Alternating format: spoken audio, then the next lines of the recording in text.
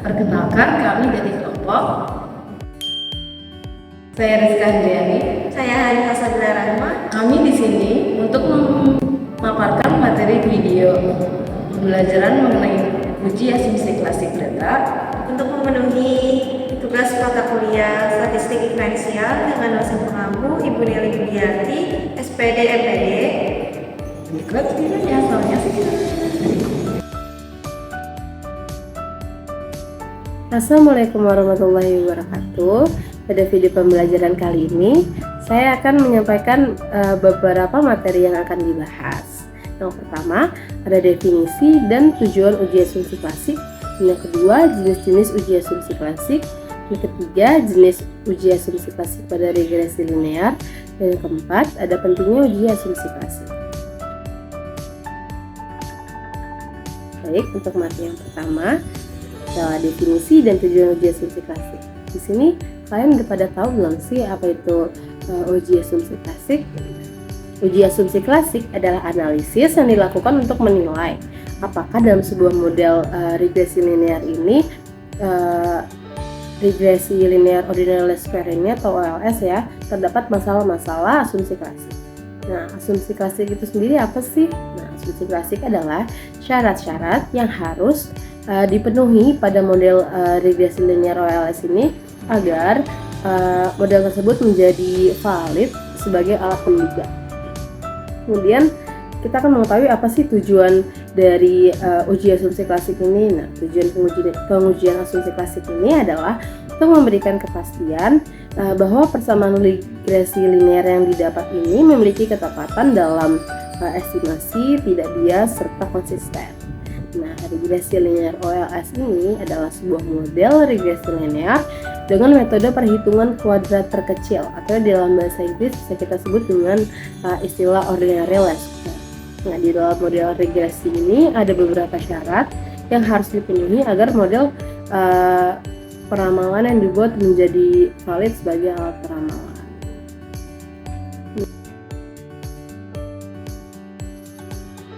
Kemudian yang kedua, kita akan menuju pada pembahasan jenis-jenis uji asumsi klasik. Nah, yang pertama ini kita akan mengenal uji normalitas. Apa sih uji normalitas gitu ya? Uji normalitas adalah sebuah uji yang dilakukan dengan tujuan untuk menilai sebaran data pada sebuah kelompok data atau variabel, apakah sebaran data tersebut berdistribusi normal atau tidak. Berdasarkan pengalaman empiris dan beberapa pakar statistik, data yang banyaknya lebih dari 30 angka itu akan mudah dapat diasumsikan berdistribusi normal, biasa dikatakan sebagai sampel besar. Nah, namun untuk memberikan kepastian data yang dimiliki berdistribusi normal atau tidak, sebaiknya digunakan uji normalitas ini, karena belum tentu data yang lebih dari 30 itu bisa dikatakan berdistribusi normal. Demikian dengan sebaliknya, data yang banyaknya kurang dari 30 itu belum tentu tidak berdistribusi normal. Pada uji normalitas ini kita bisa menggunakan tes-tes seperti uji grafik atau p-plot, chi-square, terus kemudian ada Kolmogorov-Smirnov, kemudian Lilliefors dan Shapiro-Wilk. Alat yang digunakan adalah uji one sampling. Kolmogorov-Smirnov ini kriterianya dapat dikatakan berdistribusi normal jika nilai signifikannya lebih dari 0,05 dan dikatakan tidak berdistribusi normal jika nilai signifikannya kurang dari 0,05 seperti itu. Namun jika jauh dari nilai normal, beberapa langkah dapat dilakukan seperti mengubah data, memangkas outlier, serta menambahkan data observasinya. Baik, jenis uji asumsi yang klasik yang kedua itu ada uji multikoliniaritas. Nah, uji multikoliniaritas ini dirancang untuk menentukan apakah data korelasi yang tinggi antara variabel independen dalam model regresi linear berganda. Jika ada korelasi yang tinggi antara variabel independen, hubungan antara variabel independen dan variabel dependen ini akan terganggu seperti itu. Alat statistik yang biasanya digunakan untuk menguji gangguan multikolinearitas ini adalah variance inflation factor atau VIF ya, bisa kita singkat dengan VIF, korelasi Pearson antara variabel independen, atau pertimbangan nilai Eigen dan indeks kondisi. Nah, uji ini melihat nilai VIF jika VIF kurang dari 10 dan nilai toleran lebih dari 0,1, maka tidak adanya multikolinearitas. Baik, untuk uji asumsi klasik yang ketiga adalah uji heterokedastisitas, yaitu dalam uji heteroskedastisitas ini diperiksa apakah ada perbedaan yang tidak sama antara satu residu dengan pengamatan lain. Salah satu model regresi yang memenuhi persyaratan adalah bahwa ada kesamaan dalam varians antara residu dari satu pengamatan dan lainnya yang disebut homoscedasticity. Uji ini dideteksi dengan menggunakan metode Glasser dengan ketentuan apabila pada uji T untuk variabel bebas memiliki nilai signifikan kurang dari 0,05%, maka dapat dipastikan terdapat heterokedastisitas, dan yang apabila pada uji T untuk variabel bebas memiliki signifikan 0,05, maka dapat dipastikan tidak terdapat heterokedastisitas. Itu. Baik, untuk materi yang selanjutnya akan dilanjutkan oleh teman saya. Materi slide berikutnya yaitu mengenai uji autokorelasi. Jadi mana uji autokorelasi adalah untuk melihat apakah terjadi korelasi antara suatu periode T dengan periode sebelumnya atau T-1. Secara sederhana, analisis regresi terdiri dari menguji pengaruh variabel independen terhadap variabel dependen, sehingga tidak boleh ada korelasi antara pengamatan dan data observasi sebelumnya. Contohnya adalah dampak inflasi bulanan pada nilai tukar rupiah terhadap dolar. Data pada tingkat inflasi untuk bulan tertentu. Kita mengambil contoh yaitu Februari dipengaruhi oleh tingkat inflasi pada Januari. Berarti model tersebut memiliki masalah autokorelasi. Slide ini masih membahas tentang uji autokorelasi. Beberapa uji statistik yang sering dipergunakan adalah uji Durbin-Watson, uji dengan run test, yang dimana jika data observasi di atas 100, data sebaiknya menggunakan uji Langer multiplier. Beberapa cara untuk mengatasi masalah autokorelasi adalah mengubah data atau mengubah model regresi menjadi persamaan perbedaan umum.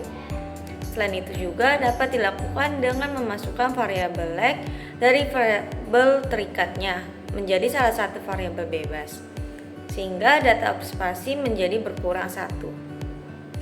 Selanjutnya, uji linearitas. Uji linearitas dipergunakan untuk melihat apakah model yang dibangun mempunyai hubungan linear atau tidak.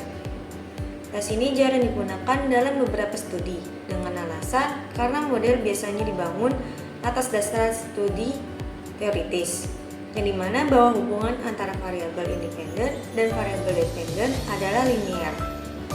Hubungan antar variabel yang secara teoritis tidak hubungan linear tidak dapat dianalisis dengan regresi linear, seperti masalah elastisitas. Jika ada hubungan antara dua variabel yang belum diketahui apakah linear atau tidak, uji linearitas tidak dapat digunakan untuk memberikan adjustment, yang dimana bahwa hubungan tersebut bersifat linear atau tidak.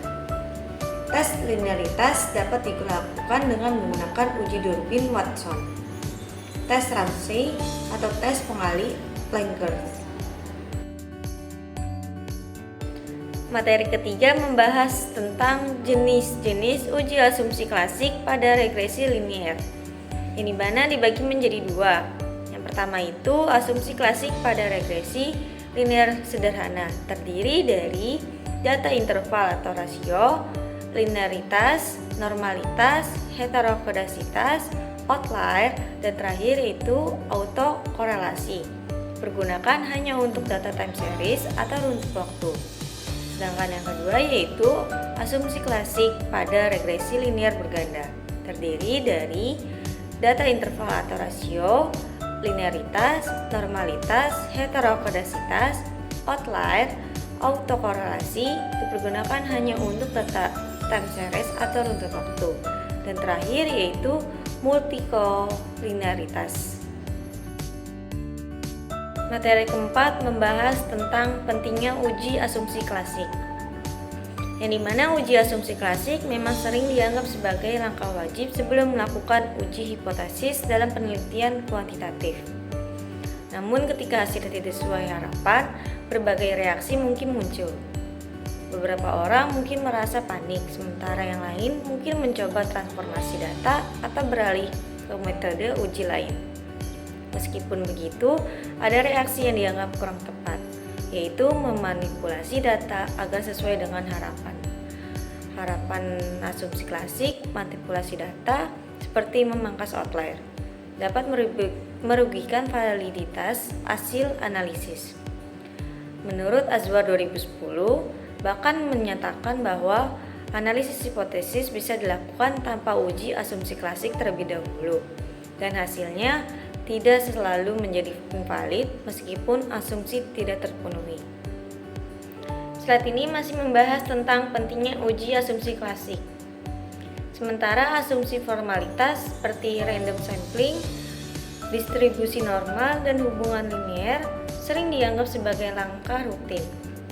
Meskipun demikian, Azwar juga menekankan bahwa membiarkan data apa adanya lebih baik daripada melakukan manipulasi data yang dimana dapat membawa pada kebohongan. Dalam praktiknya, ada 3 jenis uji asumsi klasik yang umum dilakukan sebelum uji hipotesis, tetapi tetap penting untuk berhati-hati dalam menanggapi hasil yang tidak sesuai harapan. Sekian pemaparan dari saya Hansa Sabra Rahma dan rekan saya Rizka Andriani. Kurang lebihnya mohon maaf, semoga bermanfaat untuk kalian semua. Wabillahi taufiq wal hidayah. Wassalamualaikum warahmatullahi wabarakatuh.